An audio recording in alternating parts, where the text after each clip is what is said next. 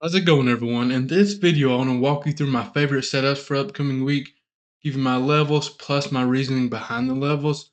But before we get started, be sure to subscribe to my channel, click that thumbs up button, and click that bell icon so you do not miss out on any of my upcoming videos.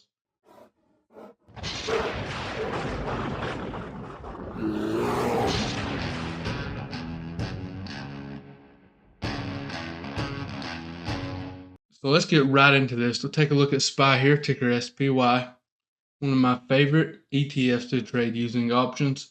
You can trade ES futures based off these levels, but I have some separate future trading levels for you all as well. Really like this 442.9 area, so we can just say this 443 area for a bounce.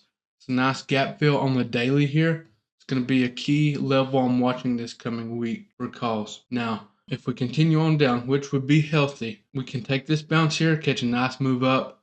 Then when it comes back down and breaks this, right, the next bounce area is way down here around 430. That's a weekly level, and remember, the higher the time frame, the more significant that level is, the more dominant. So that's off the weekly chart, okay? Here are my updated SPX levels to go along with a SPY. So when you're trading SPY, I know I say this, you probably get tired of hearing it, but I'm going to say it anyways. When you're trading SPY options, always watch the SPX chart. You don't want to be taking calls right below the resistance like this, right? Because you're going to buy calls on SPY and you're going to come up hit this resistance on SPX. It's going to bounce down and stop you out. Same thing on support. You don't want to be buying puts above support on SPX if you're trading SPY because it's going to bounce, stop you out. Very simple tip, but this will save you some money in the long run. Simply watch SPX before entering, your SPY trade or ES futures trades for that matter. So now on to the futures trades. Let me zoom in here. This is CL. This is crude oil. I'm looking for a bounce down here around this 82-ish. It's just that area. It's not an exact number, but if I had to pinpoint it, the number 81.93 would roughly be my entry there. I like it for a nice bounce up. Honestly, I like it come down, retest, come back up, possibly hit that 83.24 again. Just a possible trade. What happens when you have a nice breakout like this? It came up here, it made a higher high. Hopefully we pull back down here and make a higher low before continuing. I'm trying to enter off that higher low. If you don't understand how to trade these different strategies I talk about, or how to trade trend, how to trade breakout trades, I have free YouTube videos on all these, so be sure to check them out as well. And stick around.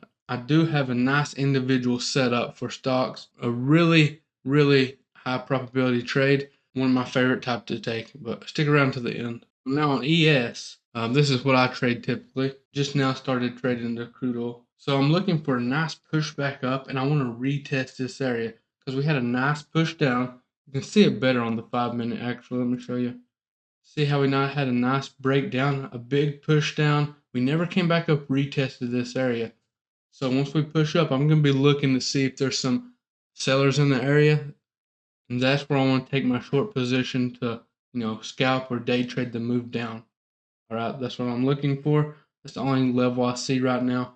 We can possibly watch price action alone and find a nice setup before that, or if we continue on down here on ES. All right, this is the only individual setup I'm watching this upcoming week. I like Amazon for puts below 139.32. This is a gap fill trade. I'm not saying we're going to fill this gap completely in one move down because you can see it's a huge gap from 139.3 to 129.84. I do believe once we get in this gap, we should see this 136.65. The reason I like these type of trades so much, they tend to have a high win rate and they're super easy to manage because if you take this trade once the ask gets below 139.32, if you come back up and the bids get it back above this level, it's time to get out. It should be for a very small loss. And that's what I like about gap fill trades. There's not much guessing involved. You're either in the gap or you're not. Just be sure you trim on the way down because it doesn't always fill the gap in one day. It could take it weeks. I've seen it. I've seen gaps be open for months before they actually trigger an entry, for a trade. It's something to keep in mind.